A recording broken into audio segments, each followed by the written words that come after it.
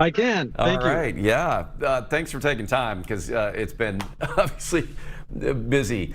We got the update this morning with Governor Walz and then folks from the Department of Public Safety and the DNR, the incident commanders, where everything sounds like, again, we continue to head in the right direction. The update that you posted on social media on Sunday saying the same thing. You mentioned that the smoke experts were due to leave today, which is a good sign about air quality. And between that and containment efforts, seems to be continuing to head on the right path. Yeah, as a matter of fact, what delayed me was we had a meeting to discuss potential further openings of the boundary waters, setting forward maybe in stages as the fire gets more under control in various areas. What sort of, where did you leave it, I guess, coming out of that meeting? I mean, in terms of timeline and number of entry points and, whether this would be overnight trips or not?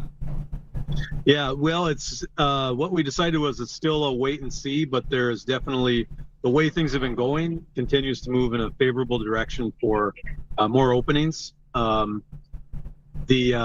rain last night, again, helped tremendously. There is interest on everybody's part, of course, of getting that open so businesses can get going, people can get on with their trips and enjoy the boundary waters. But the reality is there's still some concerns.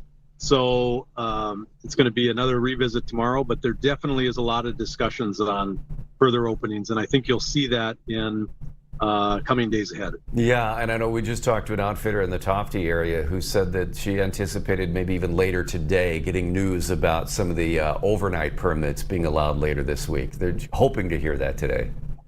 There is going to be some announcements. So it's starting from far east, right, in Cook County, more toward Lake Superior, because most of the fires and the fire issues are further west through Cook County, Lake County, and then, of course, St. Louis County. So St. Louis County is not ready yet, but I do think conditions are very favorable to start discussing it, and hopefully we can pinpoint some dates if things keep going the way they are. Yeah, I saw some video that you posted as well showing the firefighters at work creating the fire line, fire break. I don't know if that was along Echo Trail. I can't remember where that was. That was the Echo Trail. It's amazing to see the work that they're doing. These men and women are very, very busy, and they can clean out that corridor. They're back 100 feet on each side of the road now. That is really going to act if that fire does come south to prevent it from getting to, some of Minnesota's pristine lakes and where some of the nicest cabins in the state and homes are. So tremendous work has been going on. It's interesting to watch.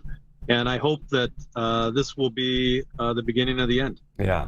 From a public safety standpoint, though, which is a perspective that you have to, that you take on all of this, where are your areas of concern? So we rely tremendously on the Forest Service firefighting teams, the wildland firefighters, to kind of brief us on where things are at. And right now, what they keep saying over and over again, and what we've seen in the history of fires there, is that this time of year is generally the time these don't happen. August, September are really, end of August, September, and October are the dangerous times where things really dry out, and that's where you see fire. The Pagami Creek fire, which was the last big fire, I think 2012, 2013, 75,000 acres, that was in September.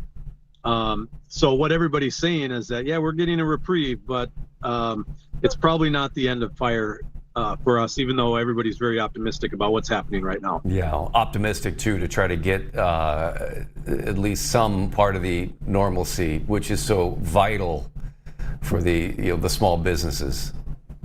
People have been great. Everybody's been very understanding, very patient. But when you think about having to leave your home or your cabin during what's supposed to be the nicest time of the year, under these conditions, it's stressful. I will say, though, from the law enforcement stance, is that everybody's been really great to deal with and work with. And considering the world of law enforcement today, fires and the way people are, it's probably one of the areas that I enjoy a little more, even though it's a tough area to be right now. Yeah. And then lastly then is, again, you mentioned that we might hear some news later today about the decision on overnight permits. You came from this meeting. I mean, what news do you expect to hear in the next 3 to 5 days? Well, I think there is a continued push to open things up as the safe levels return. So I think as long as things continue down the road, I think you're going to see a gradual release of the process based on the way these fires are calming down and as the Forest Service kind of gears back up. I think you're going to continue to hear good news over the next couple days. Okay, let's hope so. Sheriff, thank you. Appreciate you taking time again. Yeah, have a great day. All right, Thank you too. All right.